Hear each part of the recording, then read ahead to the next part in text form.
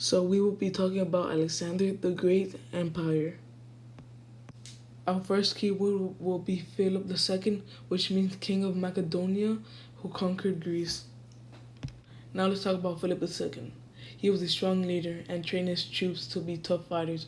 Philip appeared his army to invade Greece, and Athenian orator Demosthenes tried to warn the Greeks. He told them about Philip's plan, but they united too late to save themselves. The Macedonians won Greek independence was over Philip's plan to invade Persia next. He never got the chance. He was killed. So his son Alexander became king at age 20. He became known as Alexander the Great.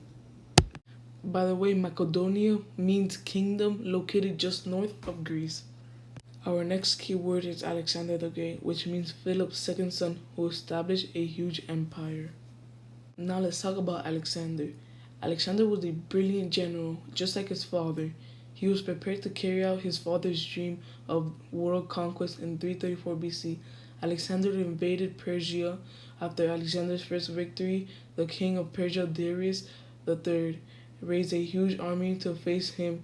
Alexander then used a surprise attack. Darius III had to retreat. Alexander then moved south to enter Egypt. He was crowned pharaoh and founded a city named after himself, Alexandria. Alexander then turned back to Persia and won another great battle. Alexander pushed east, taking his army as far as India. He moved deep into the country after many years of marching and fighting. However, his soldiers wanted to return home. Alexander agreed and turned back on the way home. He began to make plans for how the government his new empire.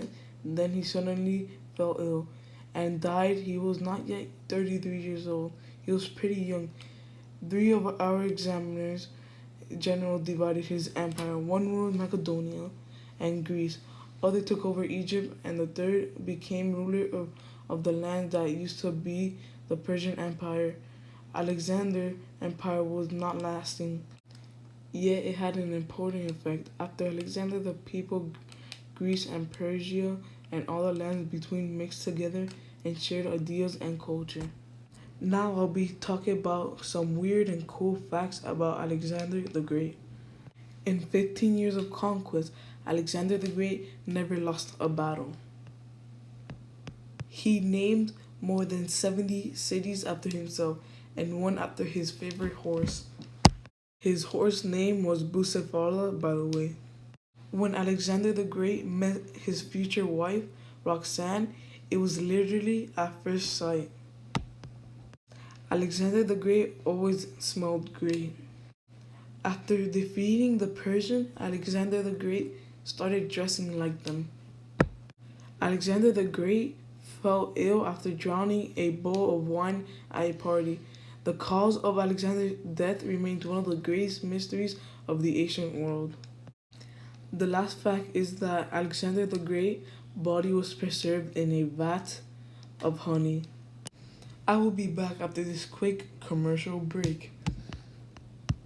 Attention, gentlemen, if you guys are wondering what's the best high school you should go to with amazing sports, great teachers, and great education, you should go to Christopher Columbus High School.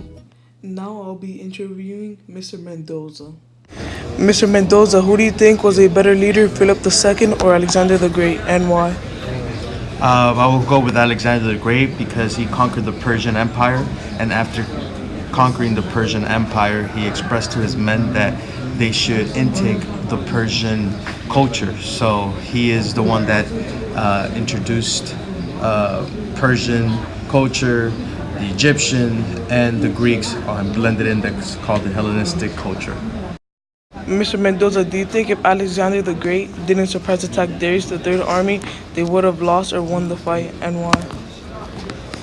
I think more surprisingly was that Alexander the Great was able to use better weapons, better armor. That was more surprising for Darius III. Yes, he carried a lot of numbers of soldiers, but it wouldn't stand a chance with Alexander's strategies, better armor, and his cavalry as well. Thank you so much, Mr. Mendoza. Thank you for listening to my podcast. God bless and adelante.